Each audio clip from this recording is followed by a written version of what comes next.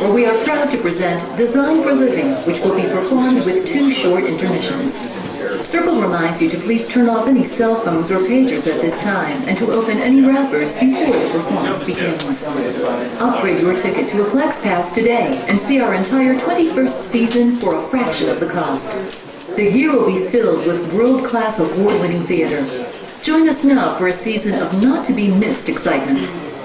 Circle continues to strive toward its capital campaign goal to make our theater more comfortable for you, including upgrading our heating and cooling systems, expanding our restrooms, and much more.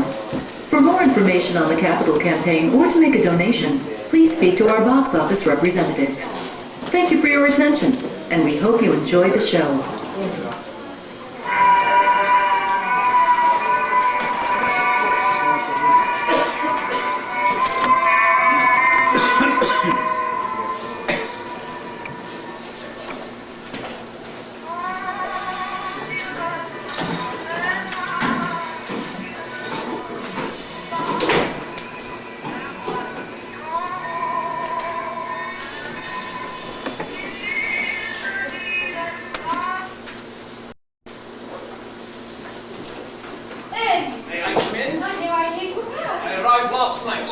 Something exquisite.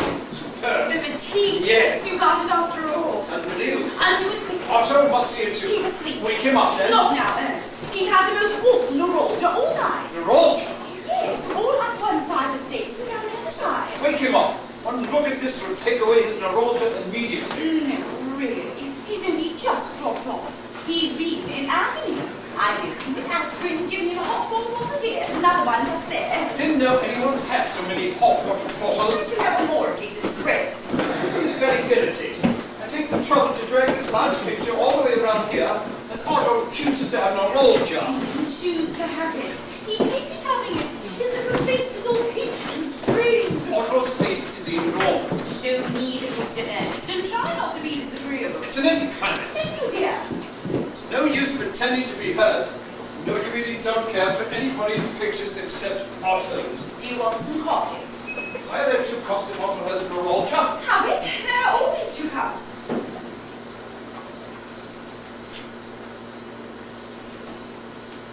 Yeah. Yes, it's good. Stand further back. Very good indeed. How much? £800. Did you bargain? No, that was the price. Dealers or private owners? Dealers? Here's your coffee. It's strangely unlike all the other work, isn't it? What are you going to do with it? Wait a little. And then resell. I expect so. It will need a room to itself. None of your decorating schemes. Hands off. Don't you think I'm a good decorator? Not particularly. Darling, Ernest. Otto will go back when he sees it. You think Otto's good, don't you? You think he's all right? Coming along very nicely. Better than that. Much better. Lady Jaguar defending her young. Otto isn't my young. Oh, yes, he is. Otto's everybody's young. You think he's weak, do you? Certainly, I do. And I'm strong. Strong as an ox. You called me a jaguar and an ox in the last 2 minutes. I wish you wouldn't be quite so zoological. Temperamental ox, Gilda. Sometimes an hysterical ox, and at the moment an over-vehement ox. What's the matter with you this morning? The matter with me?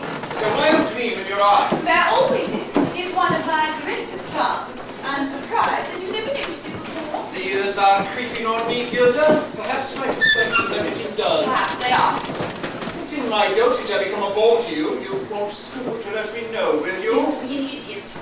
Perhaps it was wrong of me to arrive unexpectedly. I should have written you a little note making an appointment. Be a nice blue bottle and stop buzzing at me, will you? You're a striking looking woman, particularly when a little distrait.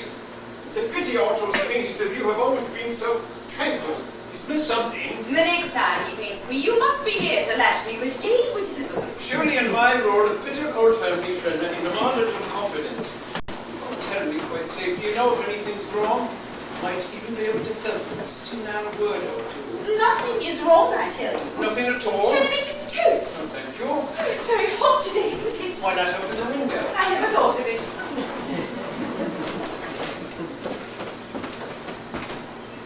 There. I'm sick of this studio. It's squalid. I wish I was somewhere quite different. I wish I were somebody quite different. I wish I were a nice-minded British matron with a husband to cook and a baby. I wish I believed in God and the Daily Mail and Mother India. upsetting you? Glands, I expect. Everything's glandular. I read a book about it the other day. Ernest, if you only realised what was going on inside you, you'd be bitterly offended. I'm much more interested in what's going on inside you. I'll tell you. All the hormones in my blood are working overtime. They're rushing madly in and out of my organs like messenger boys. Why? Perhaps it's a sort of presentiment. Psychic, I see. Well. Yes, I hear voices. I hear my own voice louder than any of the others, and it's beginning to bore me. Would you describe me as a super-egoist, Ernest? Yes, dear. Thinking of myself too much and not enough of other people? No, thinking of other people too much through yourself. Wise. Attachment of mind. I haven't got that sort of mind. It's an acquired attitude, and difficult to achieve. But believe me, one well worth trying for. Are you presenting yourself as a shining example? Not shining, my dear, just very effulgent. How should I start? Go away alone with my thoughts? With all my detachments, I find it very difficult to regard all your painful twistings and turnings with composure. Why? Because I'm very fond of you. Why? I don't know. A teacher's habit, I suppose. After all, I was very attached to your mother. Yes, I know. Personally, I never cared for her very much. A bossy woman. I don't think you should allude to the dead as bossy. No reverence, that's my trouble. No reverence. I feel vaguely paternal toward you. Yes, Ernest. Your behavior confuses me. My painful twistings and turnings. Exactly. What do you mean by that? You explained one thing to me really satisfactorily. What? Why don't you marry Otto? It's very funny that underneath all your worldly wisdom, you're nothing but a respectable little old woman in a jet bonnet. Otto's like being disapproved of, do you? Does anybody? And now, I don't disapprove of you yourself. Of course, you're as obstinate as a Oh, mule. there you go again. Strong as an ox, obstinate as a mule. Just a pack of animal ground, that's what I am. Well, bring out all the other cards. Gentle as a dove, playful as a kitten, black as a crow. Brave as a lion. Oh, no, Ernest. You couldn't think that disapproving of me as you do. I was about to explain when you so rudely interrupted that it isn't you yourself I disapprove of. It's your motive life. Oh, I see. Your life is so dreadfully untidy, Gilda. I'm not a tidy person. You haven't yet answered my original question. Why I don't marry Otto? Yes. Is there a real reason or just a lot of faintly affected theories? There's a very real reason. Well, I love him. I love him! all right, there's no need to shout. Yes, there is. Every need. I should like to scream. That would surely be very bad for Otto's neuralgia. The only reasons for me to marry would be these. To have children, to have a home, to have a background for social activities, and to be provided for. Well, I don't like children. I don't wish for a home. I can't bear social activities. And I have a small but adequate income of my own. I love Otto deeply, and I respect him as a person and as an artist. To be tied legally to him would be repellent to me and to him too. It's not a dashing bohemian gesture to free love. We just feel like that, both of us. Now are you satisfied? If you are, Oh, you're impossible, Ernest. You sit there looking quizzical and it bends me. I am quizzical. Be something else for God's sake. I suppose you know Leo is back? What? I said, I suppose you know Leo is back. It's not true. Did he let you know? When did he arrive? Where is he staying? He arrived yesterday in the Mauritania. I had a note from him last night. Where is he staying? You'll be shocked when I tell you. Quickly. The Georges Champ. He must be raving. The George song. Oh dear. Leo in the George song. It's a glorious picture. Marble bathrooms and private balconies. Leo in all that grandeur. It is impossible. The gallery's made a good deal of money. That's not enough excuse. He ought to be ashamed of himself. I can't understand him not letting you know he was back. I fully expected to find him here. He'll appear sooner or later. Are you glad he's made money? Why do you ask that? Curiosity? Of course I'm glad. I adore Leo. And Otto? What about Otto? What do you mean? What about Otto? Will he be glad too? You're too ridiculous sometimes, Ernest. What are you suspecting? What are you trying to find out? Nothing. I was only wondering. It's all right. I know what you're getting at, but you're wrong as usual. Everyone's always wrong about Leo and Otto and me. I'm not jealous of Leo's money and success, and Otto won't be either when he knows. That's what you were suspecting, wasn't it? Perhaps. I think you should grasp the situation a little better, having known us all for so long. Otto and Leo knew each other first. Yes, I know all about that. I came along and spoiled everything. Go on, dear. I didn't say that. It's what you meant. I think perhaps you may have spoiled yourself a little. Distrust of women frequently sets in at your age, Ernest. I cannot for the life of me imagine why I'm so fond of you. You have such abominable manners. It's probably the scarlet life I live, causing me to degenerate into a shrew. Very likely.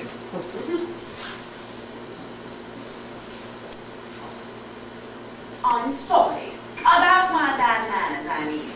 Please forgive me. You're a darling and you love us a lot, don't you? All three of us? Well, me a little less than Otto and Leo, because I am a woman and therefore unreliable. Isn't that true? Quite. Your affection is a scared thing, though. Too frightened, too apprehensive of consequences. Leave us to grapple with the consequences, my dear. We're bound to have a bad time every now and then, but at least we know it. We're aware of a whole lot of things. Look at us clearly as human beings. Rather peculiar human beings, I grant you. And don't be prejudiced by our lack of social grace. I laughed too loudly just now at the thought of Leo being rich and rare. Too loudly because I was uneasy, not jealous. I don't want him to be any different, that's all. I see. Do you? Do you really? I doubt it. I don't see how anyone outside could. But I would like you to understand one thing absolutely and completely. I love Otto. Whatever happens, I love Otto. I never suggested for a moment that you didn't. Wait and see. The immediate horizon is grey and forbidding and dangerous. You don't know what I'm talking about, and you probably think I've gone mad. And I can't explain, not now. Darling, there's a crisis on, a full-blooded emotional crisis. And when I need you, which I expect will be very soon, I shall yell. I shall yell like mad. I knew you were in a state about something. Nasty, shrewd little instinct shooting out and discovering things lurking in the atmosphere. It's funny about atmosphere, isn't it? Strong inside thoughts make outside impressions. Imprints on the ether. A horrid sort of spiritual television. Quite. But are you satisfied? You felt that something was the matter and you were right. It's always pleasant to be right, isn't it? Not by any means. You're right about something else, too.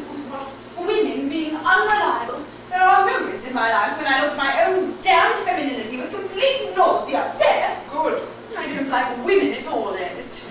And I like myself least of any of them. Never mind. I do mind. I mind bitterly. It humiliates me to the dust to think that I can go so far, clearly and intelligently, keeping faith with my own standards, which are not female standards at all, preserving a certain decent integrity, not using any tricks. And then suddenly something happens. A spark is struck and down I go into the mud. Squirming with arches, being aloof and desirable, consciously alluring, snatching and grabbing, evading and surrendering, dressed and painted for victory, an object of strange contempt. A lurid picture, perhaps a trifle exaggerated. I wish it were. Oh, I wish it were. We get it a coffee. Perhaps you're right. Yeah. Thank you, Ernest. You're a great comfort. Oh, it isn't very nice, is it? Disgusting. I must have burnt it. You did, dear. How lovely to be you. Help me why. You're a permanent spectator. You deal in pictures. You look at pictures all day long. Good pictures and bad pictures. Gay pictures and gloomy pictures. And you know why they're this or why they're that, because you're critical and knowledgeable and wise. You're a clever little dear, that's what you are. A clever little dear. You have to stop it. Take a look at this, my darling. Measure it with your eyes. Portrait of a woman in 3 cardinal colours. Portrait of a too loving spirit tied down to a predatory feminine carcass. This is definitely macabre. Right. I think I'd better go. You ought to lie down or something. Stay a little longer. You'll find out so much. I don't want to find out anything. You're scaring me to death. Courage, Ernest. Be brave. Look at the whole thing as a sideshow. People came to see freaks. Walk up and see the fat lady and the monkey man and the living skeleton and the 3 famous hermaphrodites. Otto! I've come home! You see what happens when I crack the whip? Well, Ernest, how very sweet to see What you. did you need to do? Good night, train, dear heart. Why didn't you telegraph? I don't hold with his modern innovations. This is very interesting. What's very interesting? Life, Otto. I was just meditating upon life. I finished the picture. Really? Completely finished it? Yes, it's fine. I brought it away with me. I made the old fool sit for hours and wouldn't let her see. And afterwards, when I did, she made the most awful scene. She said it was out of drawing and made her look podgy. Then I lost my temper and said that it was overeating and lack of exercise that made her look podgy. And then it was not only an exquisite painting, but unfalteringly true to life. Then she practically ordered me out of the house. I don't suppose she'll ever pay me the rest of the money, but to hell with her. If she doesn't, I shall have the picture. Unwise, but I am sure enjoyable. Well, Well, what? what on earth's the matter? Why should you think anything's the matter? Have your faces lit up? No. Have you rushed at me with outstretched arms? No. Are you, either of you, even remotely pleased to see me? Obviously no. Something dreadful has happened and you're trying to decide how to break the news to me. What is it? Tell me at once. What's the matter? Gilda has Noel jar. Nonsense. She's as strong as a horse. Oh my God! What's she ever gobbling about? It's glandular. Everything's glandular. Have you both gone mad? Don't take off your coat and hat! What? I said, don't take off your coat and hat. Very well, darling. I won't. I promise you. As a matter of fact, I was saying to myself only this morning, Otto, I said, Otto, you must never, never be part of your coat and hat. Never, never, never. There's a surprise for you, darling. A beautiful surprise. What? You must go to the George song at once. The George song? Yes, that's a surprise. Who is it? Who's at the George song? Leo. I'm not serious. You couldn't He be. is. He came back on Mauritania. His play is still running in Chicago, and he sold the movie rights, and he's made thousands. Have you seen him? Of course, last night. Oh, I told you didn't understand first. If you'd only let me know you were coming, we could have both met you at the station. It would have been so lovely. Leo will be furious. You must go to him at once and bring him back here. We'll all make some sort of a plan for the day. This is good, better than good, an excellent, super homecoming. I was thinking of him last night, bumping along in that awful train. I thought of him for hours, I swear I did. Cross my hand with Silver Lady, I'm so definitely the Gypsy Queen. Ah! Oh God, how marvelous he'll be able to go to Annecy with us. Oh, he's got to go back to New York and then to London. Splendid! He's been away far too long. We'll go with him. Come on! What are you going to do? Stay here and tidy up. You go with Otto to fetch Leo. You said my life was untidy, didn't you? And I'm taking it to heart. Come on, Gilda, it doesn't matter about the tidying up. Yes, it does. It does. It's the most important thing in the world. An orderly mind. That's the thing to have. He's probably got presents, and if he's rich, they'll be expensive presents, so very nice indeed. Come along, Ernest, my little honey. We'll take a taxi. I don't think I'll get it. You must. He enjoys seeing you almost as much as us. Of course. Go, Ernest. We'll come back to you. We'll all celebrate. I'm yelling. Can't you hear me yelling like mad? What on earth are you talking about? A bad joke and very difficult to explain. Good morning, darling. I haven't kissed you good morning. Never mind about that now. Go on, both of you, or he'll have gone out. You don't want to miss him.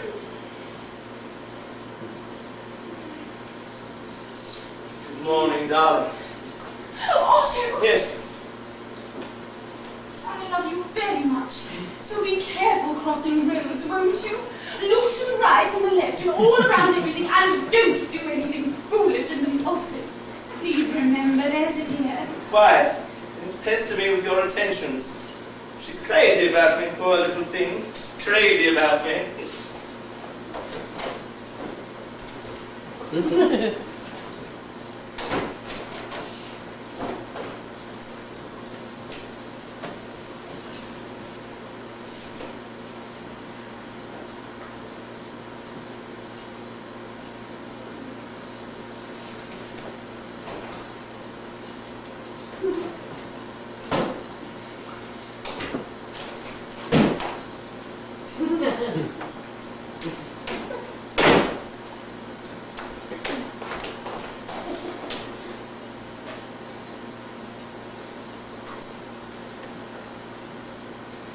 What now? I don't know. Not much time to think. A few minutes. Are there any cigarettes? Yes, in that box. What one? No.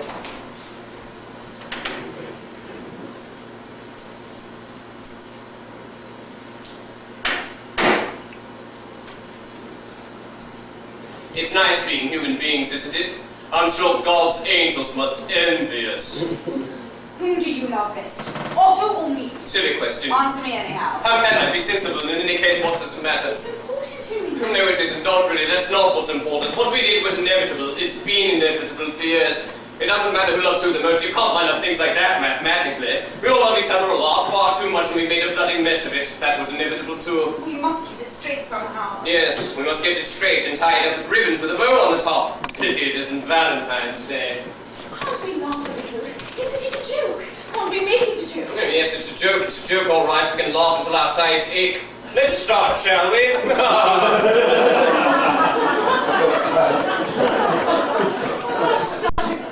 The absolute deep down truth. Until we really know that, we can't grapple with it. We can't do a thing. We can only sit here flicking words about. It should be easy, you know. The actual facts are so simple. I love you, you love me. You love Otto, I love Otto. Otto loves you, Otto loves me. There now. Start to unravel from there.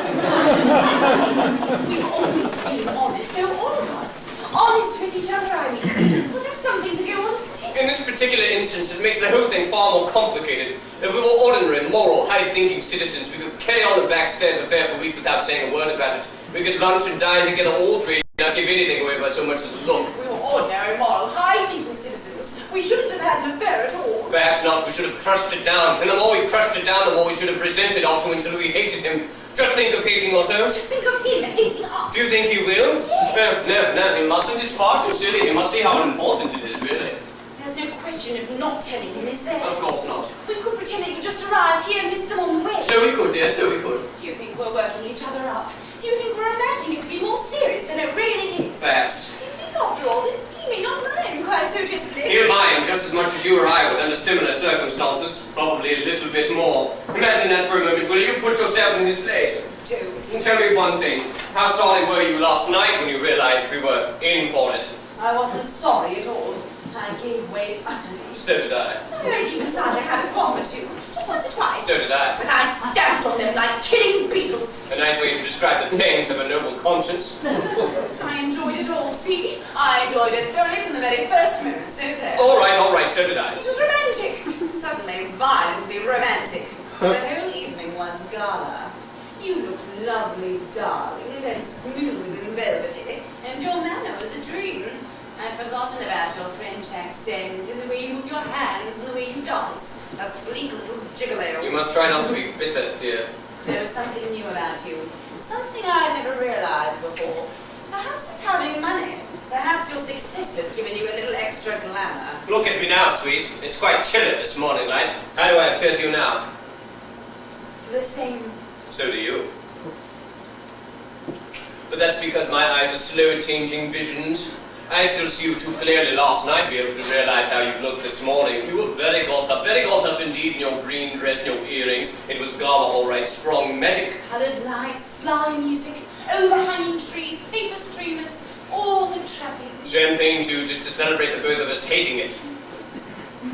We drank to Otto.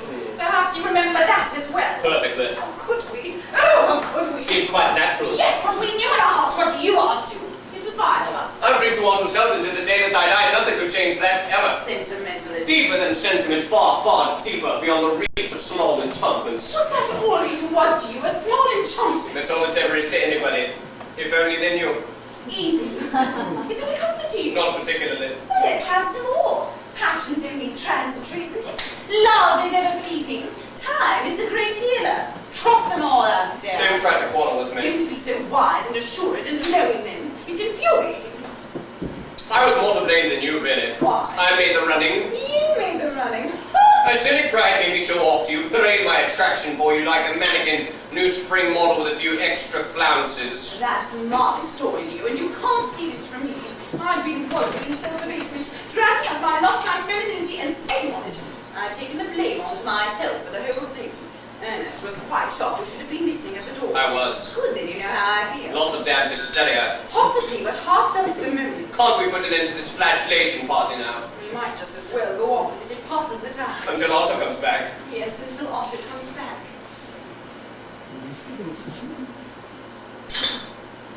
Oh. I expect jealousy had something to do with it too. Jealousy? Yes, subconscious and bed deep, but they're all the same. They're for ages ever since our first meeting when you chose Otto so firmly. Another of those pleasant little galas. The awakening of spring romance at a cafe. Yes, sir. 3 bags full. A strange evening, very gay if I remember right there. Oh, it was gay. Deliriously gay. Thick with omen. Perhaps we laughed at them too hard. You and Doctor had a row afterwards, didn't you? Yes, a few did. No. Ineffectual blows auto fell into the bath. Was there any water in there? Not at first. Oh, Leo, you didn't. Of course I did. It was the obvious thing to do. Couldn't he get up? Every time he tried, I pushed him back. Oh, finally, he got wedged. It was a very narrow bath, far too narrow for him.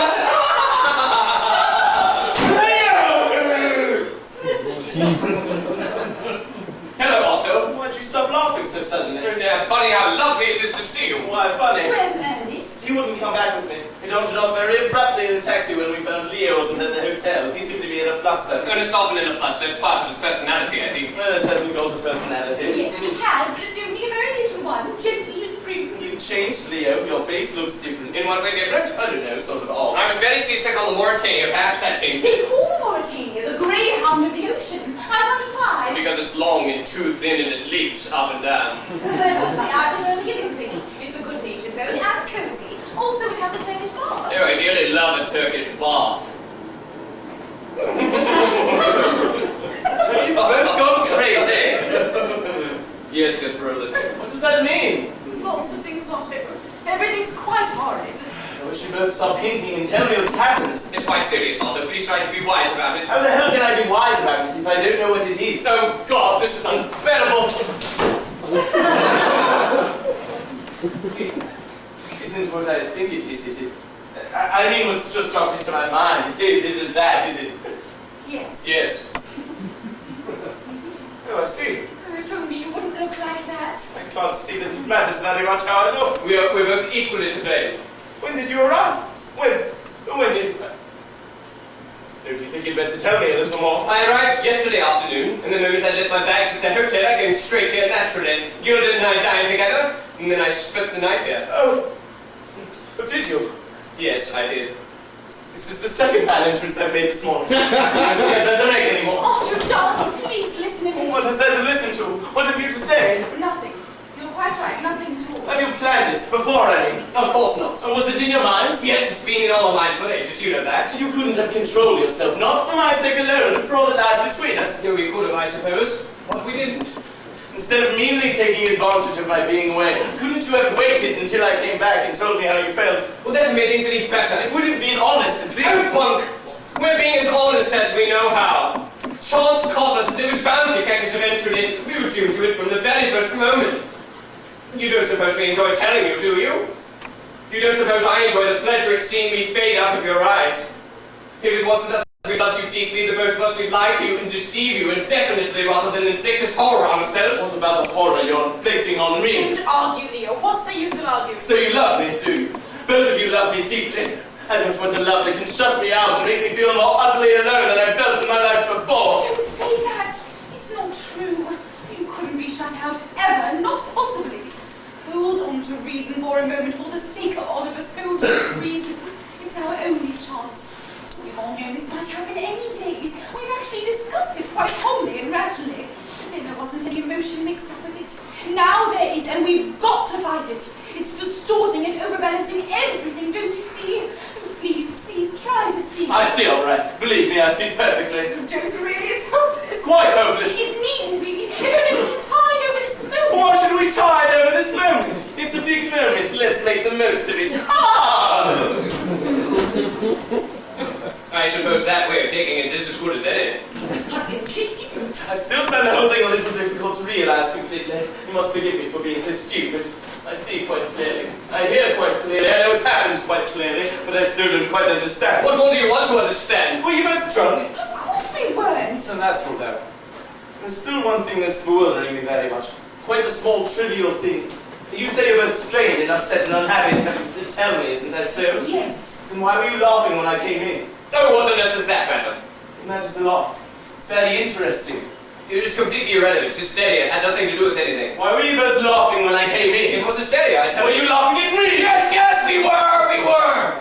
We were laughing at you being wedged in the bottle. That's what we were laughing at. And I shall laugh at that until the end of my days. I shall roll about for my deathbed thinking of it. And there are other things I shall laugh at too. I shall laugh at you now in this situation being hurt and grieved and immeasurably calm.